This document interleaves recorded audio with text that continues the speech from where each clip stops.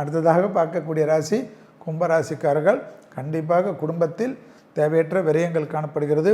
துணை அல்லது துணைவியாருடன் வெள்ளை கொடியெல்லாம் காட்டாமல் வெள்ளை பெட்ஷீட்டு சுற்றிக்கின்னு நமஸ்காரம் பண்ணிக்கிறது தான் விசேஷமாக இருக்கும் கும்பராசிக்காரர்களுக்கு. அதே சமயம் பெற்றோர் பெரியோருடன் பூர்வீக சொத்தில் இந்த பாதிப்புகள் பரிபூர்ண நிவர்த்தி, லாபம், அனுகூலங்கள் காணப்படும். முதலீடுகளுக்கு குறைவு இருக்காது.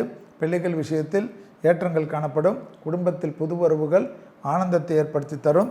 பதட்டங்கள், பயங்கள் படிப்படியாக குறைவது யோக பலத்தை பெற்றுத்தரும் என்பதை கும்பராசிக்காரர்கள் உணர்ந்து கொள்ள வேண்டும்.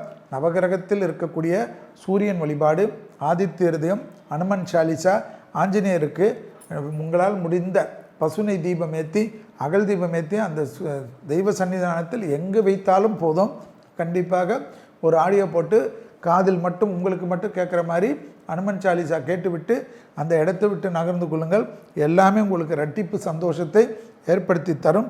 சனிக்கிழமை மதியம் 1 மணிலேருந்து 2 மணிக்குள் ஒரு சாப்பாடும் எலுமிச்சை ஊறுகாவும் வாங்கி கொடுப்பது யோக பலத்தை அதிகமாக பெற்றுத்தரும். பிள்ளைகளுடன் தேவையில்லாத கோபதாபங்கள் ஏற்படலாம். ஏற்படாமல் இருப்பதற்கும் அவர்கள் மனதும் உங்கள் மனதும் வருத்தப்படாமல் இருப்பதற்கு அபிராமி இந்தாதியில் இருக்கக்கூடிய 40, 59, 75 இது எல்லாருக்கும் தெரிகிறது இப்போது. அதனால் பார்க்குற இடம்லாம் நீங்களே சொல்கிறீங்க. ரொம்ப ஆனந்தம். அதை படிப்பதன் மூலியமாக பிள்ளைகளுக்கும் உங்களுக்கும் இருக்கக்கூடிய பாண்டிங் அதிகரிக்கும் என்பதை ஞாபகத்தில் வைத்துக் கொள்ளுங்கள். மேலும் கும்பராசிக்காரர்கள் தேகாரக்கத்தில் கண்டிப்பாக உங்களுக்கு தொண்டை பகுதி, கழுத்து பகுதி, கைப்பகுதி கவனமாக பார்த்துக்கொள்வது நன்மை.